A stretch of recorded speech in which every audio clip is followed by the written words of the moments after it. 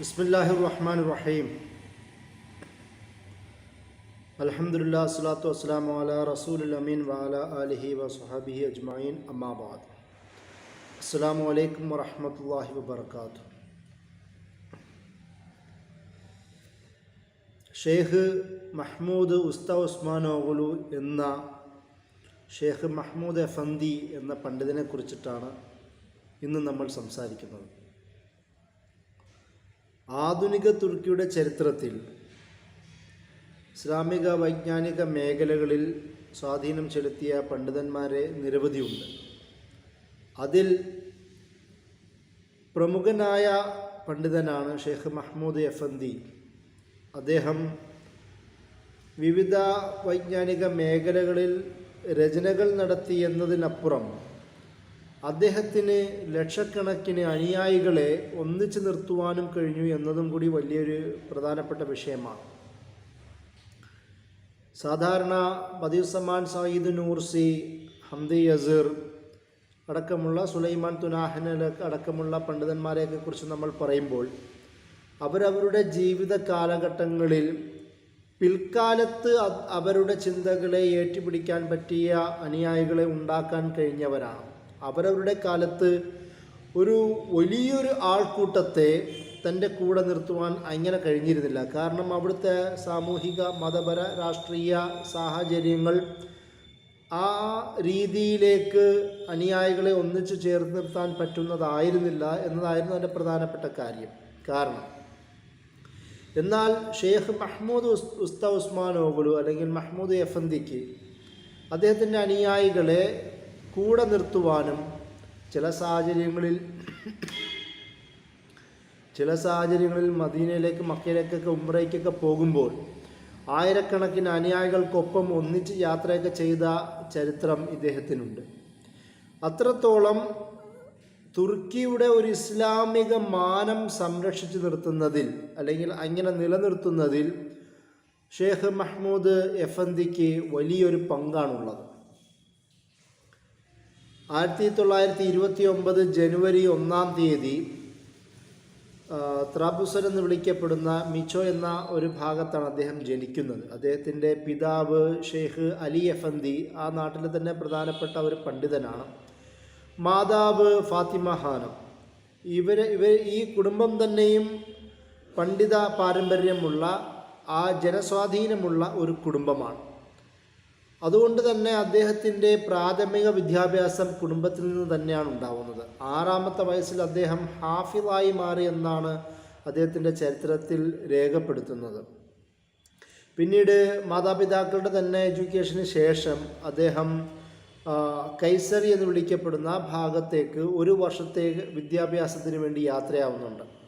അവിടെ എത്തുകയും അറബി ഭാഷയുടെ നഹ്വ്, സർഫ് അടക്കമുള്ള അറബി ഭാഷയുടെ നല്ല ശതമാനം കാര്യങ്ങൾ പഠിക്കുകയും പേർഷ്യൻ ഭാഷയൊക്കെ പഠിക്കുകയും ചെയ്യുന്നുണ്ട്. അത് ആ ഭാഗത്തെ പ്രധാനപ്പെട്ട ഒരു പണ്ഡിതനായിരുന്ന തഹ്ബീച്ചിലിസാദെ അഹ്മദ് ഹോജ എഫന്ദി എന്ന് പറയുന്ന പണ്ഡിതൻ്റെ കീഴിലാണ് അദ്ദേഹം വിദ്യ അഭ്യസിക്കുന്നത്. ഈ ഒരു എക്സ്പീരിയൻസിന് ശേഷമാണ് അദ്ദേഹം 1 വർഷത്തിന് ശേഷം വീണ്ടും അദ്ദേഹം ഖിറാഅത്ത്, ഖുർആനുമായി ബന്ധപ്പെട്ട ഹാഫിളായി എന്നത് ശരിയാണെങ്കിൽ പോലും പിന്നെ ഖുർആൻ, തജ്വീദ്, അതിൻ്റെ വിവിധ വിശദീകരണങ്ങൾ നേടിക്കൊണ്ടിട്ടുള്ള അദ്ദേഹത്തിൻ്റെ വീണ്ടും വൈജ്ഞാനിക യാത്രകളുണ്ട്. ആ വിദ്യ അന്വേഷിച്ചു കൊണ്ടുള്ള യാത്രകളുണ്ട്. ആ യാത്രയിൽ അദ്ദേഹം പിന്നീട് കണ്ടെത്തുന്നത് അവിടെ തന്നെയുള്ള പ്രധാനപ്പെട്ട പണ്ഡിതനായിരുന്ന മെഹ്മദ് റുഷ്ദു ആഷിഖ് ഹോജ എഫന്ദി എന്ന പറയുന്ന പണ്ഡിതനാണ്. അദ്ദേഹത്തിൻ്റെ കീഴിലാണ് ഖുർആൻ, ഖിറാഅത്ത്, തജ്വീദ് പോലുള്ള കാര്യങ്ങൾ പിന്നീട് അദ്ദേഹം പഠിക്കുന്നത്. പിന്നീട് അദ്ദേഹം സുലൈമാനിയ മദ്രസ, തുർക്കിയുടെ തന്നെ ആധുനിക തുർക്കിയുടെ തന്നെ പ്രധാനപ്പെട്ട വൈജ്ഞാനിക കേന്ദ്രം എന്ന് വിളിക്കപ്പെടുന്ന സുലൈമാനിയ മദ്രസ, അല്ലെങ്കിൽ അതൊരു കോളേജ് എന്ന നിലയത്തിലും നമുക്ക് വിളിക്കാം, ആ സ്ഥാപനത്തിലെ ചാലക്കിലി ഹാജി ദുർസുൻ ഫൈസി എഫന്ദി എന്ന പണ്ഡിതൻ്റെ കീഴിൽ വിവിധ കൺവെൻഷണൽ വിജ്ഞാനങ്ങൾ, സാമ്പ്രദായിക വിജ്ഞാനങ്ങൾ പഠിച്ചതായും അദ്ദേഹത്തിൻ്റെ ചരിത്രത്തിൽ രേഖപ്പെടുത്തുന്നുണ്ട്. അതിൽ തഫ്സീർ ആവട്ടെ, ഇൽമുൽ കലാം ആവട്ടെ, ഹദീസ്, ഇൽമുൽ ഹദീസ്, അതുപോലെ തന്നെ ഉസൂലുൽ ഫിഖ്ഹ്, ഇങ്ങനെയുള്ള വിവിധ ഇസ്ലാമിക വൈജ്ഞാനിക വ്യവഹാരങ്ങളൊക്കെയും അദ്ദേഹം ചാലക്കിലി ഹാജി ദുർസുൻ ഹോജ എഫന്ദിയിൽ നിന്നാണ് അദ്ദേഹം പഠിക്കുന്നത്. അതും അന്നത്തെ പ്രധാനപ്പെട്ട വിദ്യാഭ്യാസ കേന്ദ്രമായ സുലൈമാനിയ മദ്രസയിൽ നിന്നും കൂടിയാണ്. ഈ ഒരു ഘട്ടത്തിൽ പിന്നീട് അദ്ദേഹം അവിടുന്ന് ആ ഒരു കാലഘട്ടത്തിൽ 1952 ആ ഒരു പശ്ചാത്തലത്തിൽ ഇടക്കാലത്ത് അദ്ദേഹം ഒരു മിലിറ്ററി സർവീസിൻ്റെയും നിർവഹിക്കുന്നത് നമുക്ക് കാണാൻ കഴിയും. അത് തുർക്കിയുടെ ഒരു രീതി അനുസരിച്ചിട്ട് ഒരു മിലിറ്ററി ആയി മാറുക എന്ന് പറയുന്നത് സ്റ്റേറ്റിൻ്റെ ഒരു തീരുമാനമാണ്. ഒരുപക്ഷെ അതുകൊണ്ടാവാം അദ്ദേഹം മിലിറ്ററിയുടെ ഭാഗമായി മാറുകയും ചെയ്യുന്നത്. എന്നാൽ അദ്ദേഹത്തിൻ്റെ ഈ മിലിറ്ററി കാലഘട്ടമാണ് 1950-കൾക്ക് ശേഷമുള്ള ആ കാലഘട്ടം അദ്ദേഹത്തിൻ്റെ ജീവിതത്തിലെ നിർണായക വഴിത്തിരിവിന് കാരണമാവുന്നുണ്ട്. ഈ ഒരു ഘട്ടത്തിൽ വെച്ചിട്ടാണ് അദ്ദേഹം പിന്നീട് അദ്ദേഹത്തിൻ്റെ പ്രധാനപ്പെട്ട ഷേഖായി മാറിയ Sheikh Ali Haidar Ashiqavi Naqshbandi ഖാലിദി എന്ന പണ്ഡിതനെ അദ്ദേഹം അവിടെ വെച്ച് കണ്ടുമുട്ടുന്നത്. ഈ ഒരു കൂടിക്കാഴ്ച, അതായത് നക്ഷബന്ദി ഖാലിദി എന്നാണ് ഞാൻ പറഞ്ഞത്, നമ്മൾ വിളിച്ച ബാഗ്ദാദ് ഖാലിദ് ബാഗ്ദാദിയുടെ നക്ഷബന്ദി ത്വരീഖത്തിൻ്റെ സബ് ബ്രാഞ്ചാണ് ഖാലിദിയ ബ്രാഞ്ച്.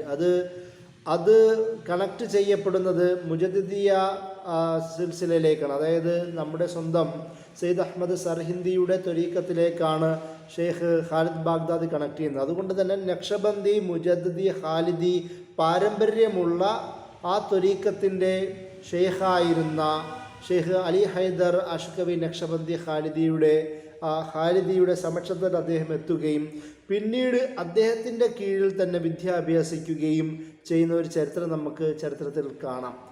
ആ ഒരു ഘട്ടമാണ് പിന്നീട് അദ്ദേഹം 1950-60 വരെയൊക്കെയും അദ്ദേഹം അവിടെ തന്നെ നിലനിൽക്കുകയും ശേഷം 1954-52 ശേഷം 54 ഈ അദ്ദേഹത്തിൻ്റെ ഷെയ്ഖ് അലി ഹൈദർ എഫന്തി മരണമടയുന്നതോടുകൂടി തന്നെ ഇസ്മായിൽ ആഗ എന്ന് വിളിക്കപ്പെടുന്ന മസ്ജിദിൽ അത് ഇമാമായി മാറുന്നു.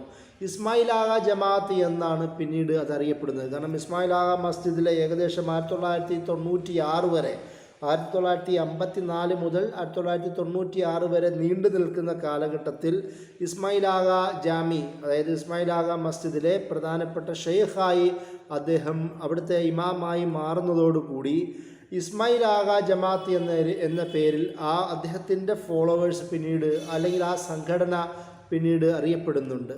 കാരണം നമ്മൾ നേരത്തെ പറഞ്ഞതുപോലെ ഇഷ്കന്ദർ പാഷ ജമാഅത്ത് എന്നായിരുന്നു ഷെയ്ഖ് സായിദ് കോത്കുവിൻ്റെ അനുയായികളെ വിളിച്ചിരുന്നത്, അല്ലെങ്കിൽ അദ്ദേഹത്തിൻ്റെ അനുയായികൾക്കുള്ള സർക്കിളിനെ വിളിക്കുന്നത് അങ്ങനെയായിരുന്നു.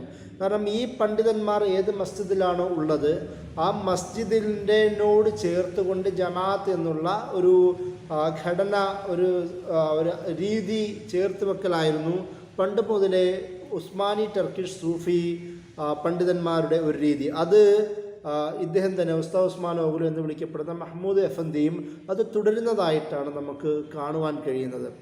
ഈ ഒരു സാഹചര്യമാണ് പിന്നീട് 1954 വരെയും ആ ഒരു ഇത് തുടരുകയും പിന്നീട് 1960 അദ്ദേഹം മരണമടയുന്നതോടുകൂടി, അതായത് ഷെയ്ഖ് മരണമടയുന്നതോടുകൂടി ആ ത്വരീഖത്തിൻ്റെ തന്നെ മുഴുവൻ ലീഡറായും അദ്ദേഹം മാറുന്നു. അതായത് 1954 ഇമാമായി, പിന്നീട് 1960 ഷെയ്ഖിൻ്റെ മരണത്തോടുകൂടി അദ്ദേഹം ആ ത്വരീഖത്തിൻ്റെ തന്നെ, അതായത് ഖാലിദിയ ത്വരീഖത്തിൻ്റെ അല്ലെങ്കിൽ ഇസ്മായിൽ ആഗ ജമാഅത്തിൻ്റെ ലീഡറായി അദ്ദേഹം മാറുന്നതും നമുക്ക് കാണാം. ഇതാണ് അദ്ദേഹത്തിൻ്റെ ഒരു പ്രൊഫഷണൽ ലൈഫ്. പിന്നീട് 1996 വരെയും അദ്ദേഹം അവിടെ തന്നെ ഇമാമായി നിലനിൽക്കുകയാണ്. 96 അദ്ദേഹം വാർദ്ധക്യ കാരണങ്ങളാൽ, ആരോഗ്യ കാരണങ്ങളാൽ തന്നെ അദ്ദേഹം ആ ഇമാമത്ത് ജോലിയിൽ നിന്നത്, ഒരു ഗവൺമെൻറ് പൊസിഷനും കൂടിയാണ് ഇമാമത്ത്, അതിൽ നിന്ന് അദ്ദേഹം റിട്ടയർഡ് ആവുന്നതും നമുക്ക് കാണാം. 1996 ആ സംഭവം ഉണ്ടാവുന്നത്. ഈ ഒരു ഘട്ടത്തിൽ ഇദ്ദേഹത്തിൻ്റെ തന്നെ ധാരാളം സാമൂഹിക പ്രവർത്തനങ്ങളുണ്ട്. 97 പ്രധാനമായും ഒരു സംഭവം ഉണ്ടാവുന്നു. 1995 വെൽഫെയർ പാർട്ടിയുടെ ഇലക്ഷനോടുകൂടി അവിടുത്തെ കമാലിസ്റ്റ് ഘടനയുടെയും അതുപോലെ തന്നെ മിലിറ്ററി അതോറിറ്റിയുടെയും തന്നെ താല്പര്യങ്ങൾക്ക് വിരുദ്ധമായ ഒരു ഇലക്ഷൻ വിജയം ഉണ്ടാവുന്നതോടുകൂടി അവർ ഭരണകൂടത്തിൽ വീണ്ടും ഇടപെടുന്ന ഒരു സാഹചര്യം ഉണ്ടാവുന്നു. 1997 ഒരു പട്ടാള അട്ടിമറി സംഭവിക്കുന്നുണ്ട്. 1997 പട്ടാള അട്ടിമറിയുടെ ഒരു പ്രത്യേകത, മുമ്പ് നടന്ന 60, 70, 81 കാലങ്ങളിൽ നടന്ന അട്ടിമറി പോലെയല്ല. ആ കാലങ്ങളിൽ അട്ടിമറിയൊക്കെ നേരിട്ട് സൈന്യം വന്ന് അക്രമത്തിലൂടെ ശക്തിയോടെ പിടിച്ചെടുക്കുന്ന രീതിയായിരുന്നു. 1997 അട്ടിമറിക്ക് സോഫ്റ്റ് കൂ എന്നാണ്, അല്ലെങ്കിൽ പോസ്റ്റ് മോഡേൺ കൂ എന്ന രീതിയിലാണ് വിളിക്കുന്നത്. അതിന് കാരണം അവിടുത്തെ മിലിറ്ററി ഭരണകൂടം അല്ലെങ്കിൽ കെമാലിസ്റ്റ് ചിന്താധാരയും അവിടുത്തെ ബ്യൂറോക്രസി, അതുപോലെ തന്നെ അഡ്മിനിസ്ട്രേറ്റീവ്, അക്കാഡമിയ, ജേർണലിസം അടക്കമുള്ള വിവിധ മീഡിയയെ ശക്തമായി ഉപയോഗിക്കുകയും അതിലൂടെ ഭരണകൂടത്തെ, നജിബുദ്ദീൻ അർബക്കാൻ്റെ ഭരണകൂടത്തെ സമ്മർദ്ദത്തിലാക്കുകയും ആ ഒരു സാഹചര്യത്തിൽ തുർക്കിഷ് പട്ടാളം കയറി വരികയും അങ്ങനെ ഒരു റഫറൻഡത്തിന് ഒപ്പുവെക്കുവാൻ, അതായത് വളരെ സമ്മർദ്ദം ചെലുത്തി മുട്ടുകുത്തിക്കുന്ന തരത്തിലുള്ള ഒരു ഒപ്പുവെക്കലായിരുന്നു 1997. അതോടുകൂടി അദ്ദേഹത്തിൻ്റെ അധികാരം നഷ്ടപ്പെടുകയും പിന്നീട് വീണ്ടും അവിടെ സെക്കുലർ ഭരണകൂടം രൂപപ്പെടുകയും ചെയ്യുന്നുണ്ട്. ഈ ഒരു 1997 ഈ ഒരു സാഹചര്യം അവിടെ ഉണ്ടായിരുന്ന എല്ലാ തരത്തിലുമുള്ള ഇസ്ലാമിക മത പ്രവർത്തനങ്ങൾക്ക് ബാൻ ഉണ്ടാക്കുകയും അവയെ എല്ലാം നിരോധിക്കുകയും അതിൻ്റെ ഭാഗമായി ഇദ്ദേഹവും കൂടി ഷെയ്ഖ് മഹ്മൂദ് എഫന്തി അദ്ദേഹവും ആ ഒരു സാമൂഹിക പ്രവർത്തനത്തിൽ നിന്ന് പിൻവലിയേണ്ടി വരുന്ന ഒരു സാഹചര്യവും കൂടി ഉണ്ടാവുന്നത് നമുക്ക് കാണാം. അത് 1997 സംഭവിക്കുന്നത്. അന്ന് അദ്ദേഹത്തിൻ്റെ അനുയായികളായിരുന്ന റജബ് തയ്യിബ് എർദോഗാൻ ആവട്ടെ, അതുപോലെ തന്നെ ബാക്കിയുള്ള ധാരാളം പേരും ഒരുപാട് അറസ്റ്റ് ചെയ്യപ്പെടുന്നുണ്ട്. ആ സമയത്ത് തന്നെയാണ് എർദോഗാൻ, അന്ന് ഇസ്തംബൂളിലെ മേയറായിരുന്ന എർദോഗാൻ പ്രധാനപ്പെട്ട ഒരു കവിത, ഒരു ഇസ്ലാമിക വികാരം ഉൾക്കൊള്ളുന്ന, തുർക്കിയുടെ ഉസ്മാനി പാരമ്പര്യം ഉൾക്കൊള്ളുന്ന ഒരു കവിത ചൊല്ലിയതിൻ്റെ പേരിൽ അറസ്റ്റും ചെയ്യപ്പെടുന്നത്. ഇതെല്ലാം ഒരേ സാഹചര്യത്തിലാണ് സംഭവിക്കുന്നത്. അതുകൊണ്ട് തന്നെ അദ്ദേഹം ഒരു സാമൂഹിക രാഷ്ട്രീയ പ്രവർത്തനത്തിൽ നിന്ന് കുറച്ചും കൂടി പിൻവലിയുന്ന ഒരു സാഹചര്യം ഉണ്ടാകുന്നു. കാരണം അദ്ദേഹത്തെ അതിൽ നിർബന്ധിക്കുന്ന ഒരു സാഹചര്യത്തിൻ്റെ പശ്ചാത്തലത്തിലാണ് ഇതൊക്കെ സംഭവിക്കുന്നത്. ഈ ഒരു ഘട്ടത്തിൽ പിന്നീട് 2000 കടക്കുന്നു. അവിടെ എർദോഗാൻ അധികാരത്തിൽ വരുന്നു. അവിടെ തുറസായ വീണ്ടും മതപരമായ സാമൂഹ്യ രാഷ്ട്രീയ ഇടപെടലുകൾക്ക് സാധ്യതകൾ ഒരുങ്ങുന്നു. ആ ഒരു പശ്ചാത്തലത്തിൽ ഇദ്ദേഹം വീണ്ടും അദ്ദേഹത്തിൻ്റെ അനുയായികൾക്കിടയിൽ സജീവമാവുകയും ധാരാളം മതപ്രഭാഷണങ്ങളും എഴുത്തുകളും കത്തുകളും അതുപോലെ തന്നെ വിവിധ വിദേശ യാത്രകളുമൊക്കെ നടത്തുന്നുണ്ട്. അദ്ദേഹത്തിൻ്റെ യാത്രകൾ തന്നെ വളരെ പ്രധാനപ്പെട്ടതാണ്. ആ യാത്രകളെന്ന് പറയുന്നത് സെൻട്രൽ ഏഷ്യൻ ഭാഗങ്ങളിലേക്കും അമേരിക്ക അടക്കമുള്ള പടിഞ്ഞാറൻ നാടുകളിലേക്കും പിന്നീട് സെൻട്രൽ ഏഷ്യൻ ഭാഗങ്ങളിലേക്കും അറബ് നാടുകളിലേക്കുമെല്ലാം അദ്ദേഹം പലവട്ടം യാത്ര നടത്തുന്നുണ്ട്. പലവട്ടം ഹജ്ജ് ഉംറകൾ അദ്ദേഹം നടത്തുന്നുണ്ട്. ഈ യാത്രകളിലെല്ലാം അവിടെയുള്ള പണ്ഡിതന്മാരുമായി നിരന്തര ബന്ധം അദ്ദേഹം ഉണ്ടാക്കുന്നുണ്ട്. അതും കൂടായിട്ട് അദ്ദേഹം ചെയ്തിരുന്നത് തുർക്കിയിൽ വിവിധ പണ്ഡിതന്മാരെ ഒരുമിച്ച് കൂട്ടുകയും അവിടെ എല്ലാവരെയും വെച്ചുകൊണ്ട് അവിടെ പണ്ഡിതന്മാരുടെ ഒരു സമ്മേളനം പോലെ തന്നെ നേതൃത്വം കൊടുക്കുകയും അദ്ദേഹം തന്നെ നിരവധി സിമ്പോസിയങ്ങൾക്കും അതുപോലെ തന്നെ സെമിനാറുകൾക്കും നേതൃത്വം നൽകുകയും അദ്ദേഹത്തിൻ്റെ ഒരു നേതൃത്വത്തിൽ പരിപാടികൾ സംഘടിപ്പിക്കുന്ന സാഹചര്യങ്ങളൊക്കെയും അതിനു മുമ്പും പിന്നീടും ഉണ്ടാവുന്നതായും നമുക്ക് കാണാം. ഈ ഒരു തരത്തിലാണ് അദ്ദേഹത്തിൻ്റെ പ്രവർത്തനങ്ങൾ ഉണ്ടായിരുന്നത്. അതിൻ്റെ കൂടെ തന്നെ ഈ സിറിയ അടക്കമുള്ള ഭാഗങ്ങളിലേക്ക് പോയി. സിറിയയിലെ ബദിയുസ്സമാൻ റമദാൻ ബൂത്തിനെ പോലുള്ള പണ്ഡിതന്മാർ, പ്രമുഖരായ പണ്ഡിതന്മാരെയൊക്കെ കാണുക. ഈ ഇന്ത്യയിലടക്കം 2005 അദ്ദേഹം ഇന്ത്യയിൽ വരുന്ന ഒരു ചരിത്രവും കൂടിയുണ്ട്. ഇന്ത്യയിൽ അദ്ദേഹം വരുന്നത് അദ്ദേഹത്തിൻ്റെ തന്നെ ഷെയ്ഖ് എന്ന് അദ്ദേഹം പരിഗണിക്കുന്ന, അല്ലെങ്കിൽ തുർക്കിയിലെ ഒട്ടുമിക്ക പണ്ഡിതന്മാരും പരിഗണിക്കുന്ന സയ്യിദ് അഹമ്മദ് സർഹിന്ദിയുടെ മക്ബറ സിയാറത്തിന് വേണ്ടിയിട്ടാണ്. 2005 അത് സംഭവിക്കുന്നത്. അതിൻ്റെ കൂടെ തന്നെ അദ്ദേഹം ജഹാൻ ഗഷ്തിനെ പോലുള്ള മറ്റുള്ള സൂഫി പണ്ഡിതന്മാരുടെയും ദർഗകൾ അദ്ദേഹം സന്ദർശിക്കുന്നുണ്ട്. എന്നാൽ പോലും അദ്ദേഹത്തിൻ്റെ പ്രധാനപ്പെട്ട ഒരു ലക്ഷ്യം സയ്യിദ് അഹമ്മദ് സർഹിന്ദി, ഇമാം റബ്ബാനി അല്ലെങ്കിൽ മുജദ്ദിദ് അൽഫസാനി എന്ന് വിളിക്കപ്പെടുന്ന മഹാനായ പണ്ഡിതൻ്റെ ഖബർ സിയാറത്തിന് വേണ്ടിയിട്ടായിരുന്നു. അപ്പോൾ ഈ യാത്രകൾ ഇന്ത്യ അടക്കമുള്ള Asian, Arab, central Asian, western, US അടക്കമുള്ള രാഷ്ട്രങ്ങളിലേക്കുള്ള അദ്ദേഹത്തിൻ്റെ യാത്രകളെല്ലാം അവിടങ്ങളിലുള്ള പണ്ഡിതന്മാരുമായും അനുയായികളുമായും ഒരു കൂടിക്കാഴ്ചയ്ക്കുള്ള സാധ്യതയും കൂടി ഒരുങ്ങുന്നതായും നമുക്ക് കാണുവാൻ കഴിയും.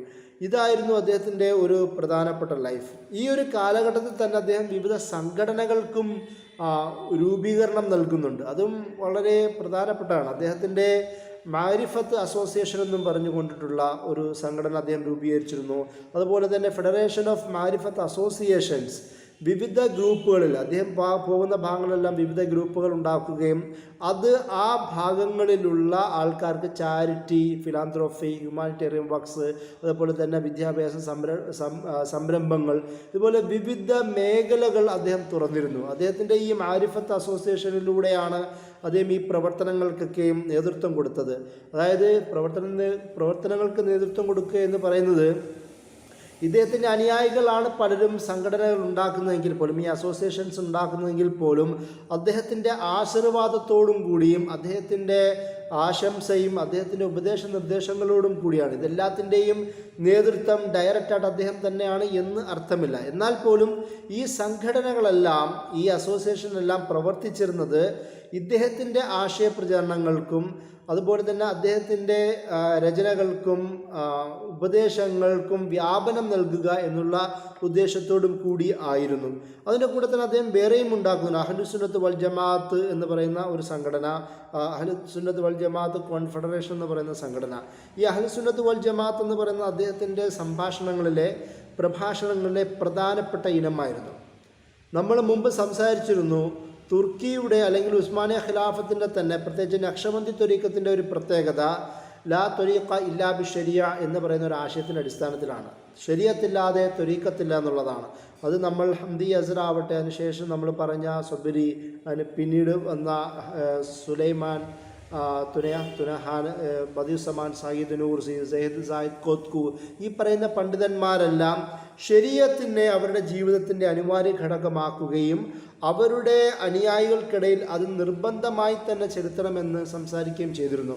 ഇദ്ദേഹത്തിന് തന്നെ വിവിധ പ്രഭാഷണങ്ങളുണ്ട്. ആ പ്രഭാഷണങ്ങളെല്ലാം അദ്ദേഹം പ്രത്യേകം എടുത്ത് പറയുന്നത് അള്ളാഹുവിനെയും അവൻ്റെ റസൂലിനെയും അംഗീകരിക്കുന്ന അല്ലെങ്കിൽ സ്വീകരിക്കുന്നതുമായി ബന്ധപ്പെട്ടുള്ള വർത്തമാനമാണ്.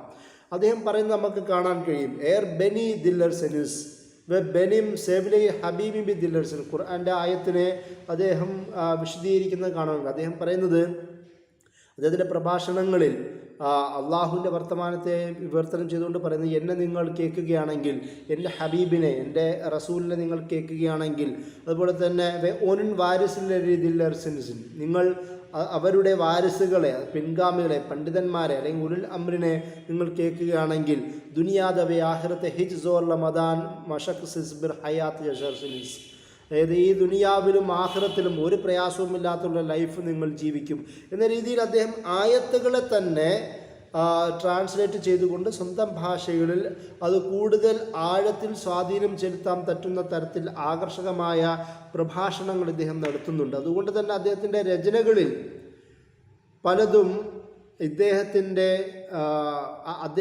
അദ്ദേഹത്തോട് ആട്രിബ്യൂട്ട് ചെയ്ത പ്രഭാഷണങ്ങളുടെ സമാഹാരങ്ങളാണ്.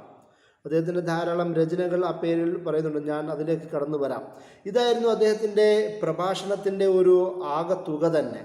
ഒന്ന് തഖ്വ, അതുപോലെ തന്നെ ഈമാൻ, അവിടെ സിഖത്ത്, സബ്ർ പോലുള്ള വിഷയങ്ങൾ, തവക്കുൽ പോലുള്ള വിഷയങ്ങൾ കൂടുതൽ സംസാരിക്കുകയും അതിലൂടെ മഹബത്ത് കൂടുതൽ പ്രസരിപ്പിക്കുകയും ചെയ്യണമെന്ന് പറയുന്ന ചിന്ത ഏകദേശം എല്ലാ നക്ഷബന്ദി ത്വരീഖത്തിൻ്റെ പണ്ഡിതന്മാരും പറയുന്നത് പോലെയാണ് അദ്ദേഹവും പറഞ്ഞിരുന്നത്. അതിൻ്റെ കൂടെ തന്നെ ഈ സാമൂഹിക പ്രവർത്തനങ്ങൾ അനിവാര്യമാണെന്നുള്ളതാണ്. നമ്മൾ നേരത്തെ പറഞ്ഞിരുന്നത് പോലെ നക്ഷബന്ദി ത്വരീഖത്തിൻ്റെ പ്രധാനപ്പെട്ട തിയറിയാണല്ലോ ഖൽവത്ത് ദർ അഞ്ജുമൻ, അതായത് ആൾക്കൂട്ടത്തിൽ തനിയെ സാമൂഹിക, രാഷ്ട്രീയ, സാംസ്കാരിക ജീവിതത്തിൽ ഇടപെടുന്ന സാഹചര്യത്തിൽ തന്നെയും അള്ളാഹുവിൻ്റെ ഒപ്പം ഖൽവത്താവുക, അള്ളാഹുവിൻ്റെ ഒപ്പം തനിച്ചാവുക, മനസ്സ് അള്ളാഹുവിൻ്റെ ഒപ്പം ആവുക എന്ന് പറയുന്ന ഒരു ആശയമാണ് ഖൽവത്ത് ദർ അഞ്ജുമൻ എന്നുള്ള നക്ഷബന്ദി ത്വരീഖത്തിൻ്റെ പ്രിൻസിപ്പിളിൽ ഒന്നിൻ്റെ ആശയം, അർത്ഥം.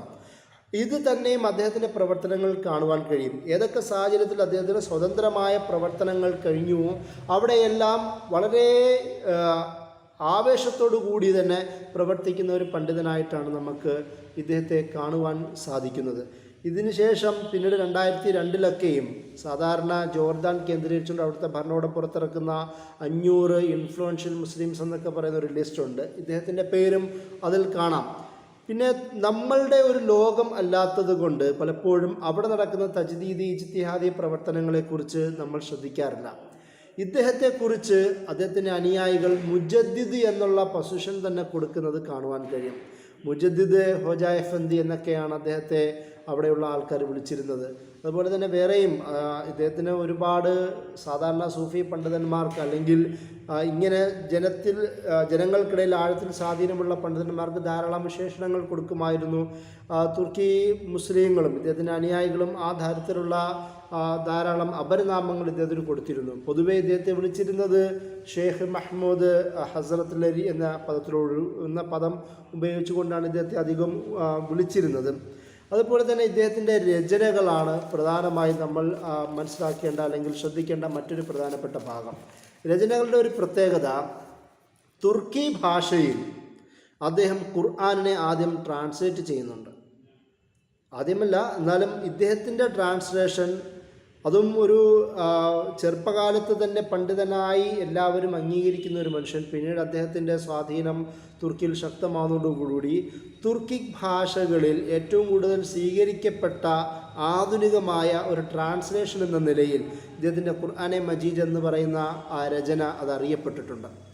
എന്ന് മാത്രമല്ല, ഇദ്ദേഹത്തിൻ്റെ ഏകദേശം 37 വാള്യങ്ങളുണ്ടെന്നാണ് പറയുന്നത്. ചില വാള്യങ്ങളൊക്കെയും യോജിച്ചതായിട്ട് ചുരുക്കിയതായി നമുക്ക് കാണുവാൻ കഴിയും. അദ്ദേഹത്തിൻ്റെ റൂഹുൽ ഫുർഖാൻ എന്ന് വിളിക്കപ്പെടുന്ന ഒരു തഫ്സീറും കൂടി ഇദ്ദേഹം എഴുതിയിട്ടുണ്ട്. അതിൽ വളരെ ഭാഷാപരമായി തന്നെ വളരെ പ്രത്യേകത അതിനുണ്ട് എന്നുള്ള വിശദീകരണം നമുക്ക് കാണുവാൻ കഴിയും. ഇദ്ദേഹം അറബി ഭാഷയിൽ അഗ്രഗണ്യനാണ്. ഭാഷകൾ, പ്രത്യേകിച്ച് അറബി, പേർഷ്യൻ, ടർക്കിഷ് ഭാഷകളിൽ, ഒട്ടോമൻ ടർക്കിഷും മോഡേൺ ടർക്കിഷ് ഭാഷകളിലും അഗ്രഗണ്യനാണ്. അതുകൊണ്ട് തന്നെ ആ ഒരു തഫ്സീറിൻ്റെ രീതികളിൽ ഭാഷാ അടിസ്ഥാനത്തിലുള്ള വിശദീകരണങ്ങൾ നമുക്ക് കാണാം. അതിൻ്റെ കൂടെ തന്നെ ഒരു തസവുഫിൻ്റെ ഓറിയൻറ്റേഷൻ ഉള്ളത് കൊണ്ട് തന്നെ അതിലൊരു സ്പിരിച്വൽ ഡൈമെൻഷൻ കൂടുതൽ തെളിഞ്ഞു നിൽക്കുന്നത് കാണുവാൻ കഴിയും. കലിമയുടെ ഓരോ വാക്കിൻ്റെയും അതിൻ്റെ ആശയത്തെ ഭാഷാപരമായി തന്നെ വിശദീകരിക്കുകയും പൊതുജനങ്ങൾക്ക് എളുപ്പമാവുന്ന തരത്തിലേക്ക് തുർക്കി ഭാഷയിൽ തന്നെ തഫ്സീർ എഴുതിയ ആളും കൂടിയാണ് അദ്ദേഹം. അതുപോലെ തന്നെ അതിൻ്റെ സാധാരണ ഒരു ലിംഗ്വിസ്റ്റിക് അണ്ടർസ്റ്റാൻഡിങ്, ലിംഗ്വിസ്റ്റിക് അപ്രോച്ച് ഉള്ള തഫ്സീറാണ് ഈ തഫ്സീർ. അതിൻ്റെ കൂടെ തന്നെ തിയോളജി, മെറ്റാഫിസിക്കൽ, മിസ്റ്റിക്കൽ എന്ന് പറയുന്ന ഡയമെൻഷനിലേക്ക് നമുക്ക് ഇദ്ദേഹത്തിൻ്റെ രചനകളെ, തഫ്സീറിനെ ചേർത്ത് വെക്കുവാൻ കഴിയും. ഇത് ഒരു സൂഫി പണ്ഡിതനായിരുന്ന ഷെയ്ഖ് മഹ്മൂദ് എഫന്ദി എഴുതിയത് കൊണ്ട് സൂഫിയായ തഫ്സീർ എന്ന് മാത്രം കരുതാൻ പാടുള്ളതല്ല. കാരണം അദ്ദേഹം സാധാരണ എല്ലാ ഫിഖ്ഹി വശങ്ങളും, ഉലൂമുൽ ഫിഖ്ഹിൻ്റെയും ഉസൂൽ ഫിഖ്ഹിൻ്റെയും ഹദീസിൻ്റെയും ഒക്കെ പിന്തുണയോട് കൂടി തന്നെയാണ് അദ്ദേഹം ഇത് എഴുതുന്നത്. നിങ്ങൾ അദ്ദേഹത്തിൻ്റെ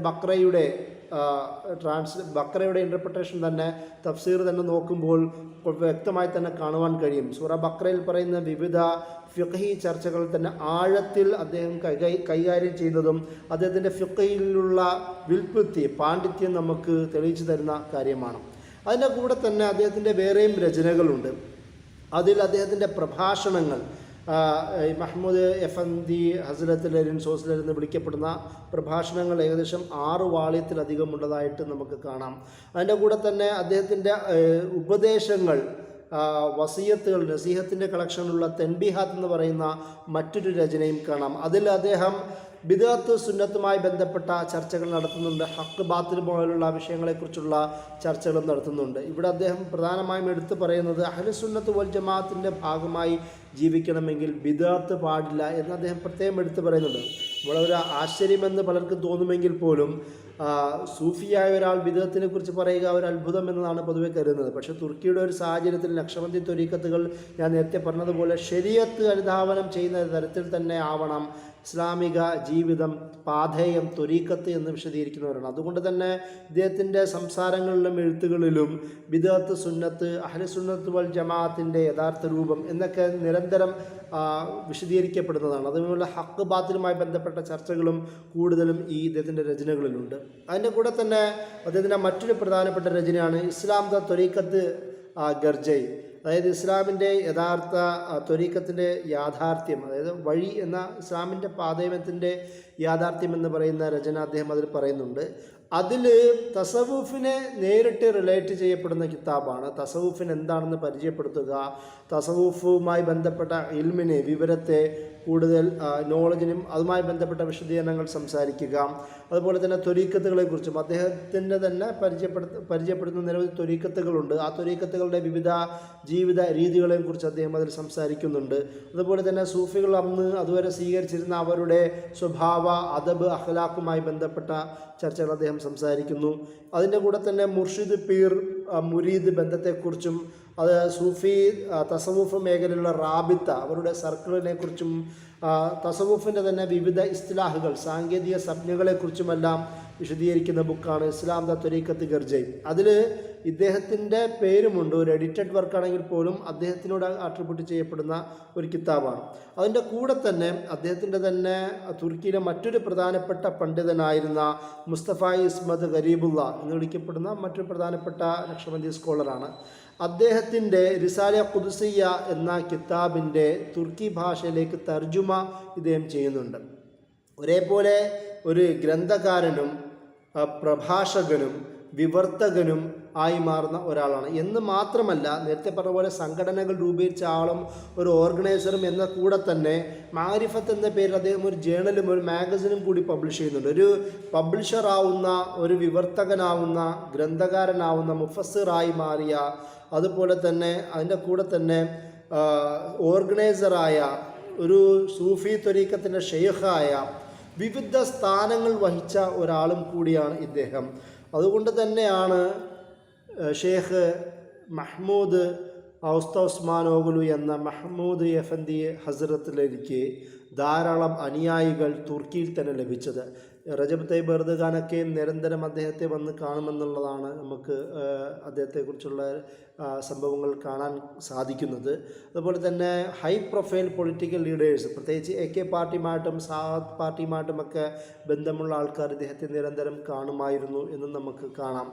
ഇങ്ങനെ സാമൂഹിക രാഷ്ട്രീയ മേഖലകളിലും അതുപോലെ ആ മേഖലകളിലെല്ലാം നല്ല സ്വാധീനം ചെലുത്താൻ കഴിയുന്ന ഒരു പണ്ഡിതൻ, അതേസമയം തന്നെ ഞാൻ നേരത്തെ പറഞ്ഞതുപോലെ ഒരു ഓർഗനൈസറായും, ഒരു സൂഫി ഷെയ്ഖായും, ഇസ്മായിൽ ആഗ ജമാഅത്തിൻ്റെ ഷെയ്ഖായും, ഒരു പബ്ലിഷറായും, ഒരു വിവർത്തകനായും, ഒരു മുഫസ്സിറായും, അതുപോലെ തന്നെ ഗ്രന്ഥകാരനായും, പ്രഭാഷകനായും, ഒരു ആത്മീയ നേതാവായും, രാഷ്ട്രീയ നേതാക്കന്മാരുടെ തന്നെ മെൻറ്ററായും ഒരേ സമയം മാറുവാൻ കഴിഞ്ഞ പണ്ഡിതനാണ് ഷെയ്ഖ് മഹ്മൂദ് എഫന്തി. അദ്ദേഹമാണ് 2022 ജൂണിൽ മരണമടഞ്ഞത്. ഇദ്ദേഹത്തിൻ്റെ ഈ ഒരു ജീവിതം വളരെ ഏകദേശം 93 വർഷക്കാലം ജീവിച്ച അദ്ദേഹത്തിൻ്റെ ചെറുപ്പകാലം മുതൽ ഇസ്ലാമിക സേവനത്തിന് ഒഴിച്ചു വെച്ചതാണ്. അതുകൊണ്ട് തന്നെ 6ാമത്തെ വയസ്സിൽ ഹാഫിളാവുന്ന മനുഷ്യൻ പിന്നീട് ഇസ്ലാമിക വിദ്യാഭ്യാസങ്ങൾ അന്വേഷിക്കുകയും സാമൂഹ്യ സേവനങ്ങൾ നടത്തുകയും നിരവധി സംരംഭങ്ങൾക്ക് തുടക്കമിടുകയും ധാരാളം അനുയായികളെ അതിനുവേണ്ടി വാർത്തെടുക്കുകയും ഇന്നത്തെ തുർക്കിയുടെ ചരിത്രത്തിൽ ബദീസമാൻ സയ്യിദ് നൂർസിയെ പോലെ, ഷെയ്ഖ് സാഹിദ് കോത്കൂനെ പോലെ നിരവധി പണ്ഡിതന്മാരുടെയും അതുപോലെ തന്നെ അനുയായികളുടെയും സഹകരണവും സഹവർത്തിത്വമൊക്കെ ഉണ്ടാക്കുന്നതിലും ഷെയ്ഖ് മഹ്മൂദ് എഫന്തിയുടെ സ്വാധീനം വളരെ പ്രധാനപ്പെട്ടതാണ്. അതുകൊണ്ട് തന്നെയാണ് ഇദ്ദേഹം മരണമടഞ്ഞപ്പോൾ യൂസുൽ കർലാവി പോലും ഇദ്ദേഹത്തിൻ്റെ മരണത്തെ പ്രത്യേകം എടുത്തു പറയുന്നത് കാണാൻ നമുക്ക് കഴിയും. യൂസുൽ കർലാവി പോലും പറയുന്നത് സ്വന്തം ജനതയെ ഇസ്ലാമിക വിജ്ഞാനങ്ങൾ പഠിപ്പിച്ച, അവർക്ക് വേണ്ട രീതിയിൽ തഖ്വയും മൊറാലിറ്റിയും അതുപോലെ വിവിധ ഇസ്ലാമിൻ്റെ അടിസ്ഥാന മൂല്യങ്ങളും പഠിപ്പിച്ച ഒരാളെന്ന നിലയിലാണ്. ഒരിക്കലും അദ്ദേഹം ബിദ്അത്ത് ചെയ്തിരുന്നില്ല. ബിദ്അത്തിനോട് ശക്തമായ നിഷേധാത്മകമായ അതിനെ എതിർക്കുന്ന ഒരു കാഴ്ചപ്പാടുള്ള ആളായിരുന്നു. ഇത് മാത്രമല്ല അഹ്ലുസുന്നത്ത് വൽ ജമാഅത്തിൻ്റെ പ്രധാനപ്പെട്ട ഒരു വ്യക്തിയാണ് എന്ന രീതിയിലാണ് ഷെയ്ഖ് യൂസുൽ കർലാവി പോലും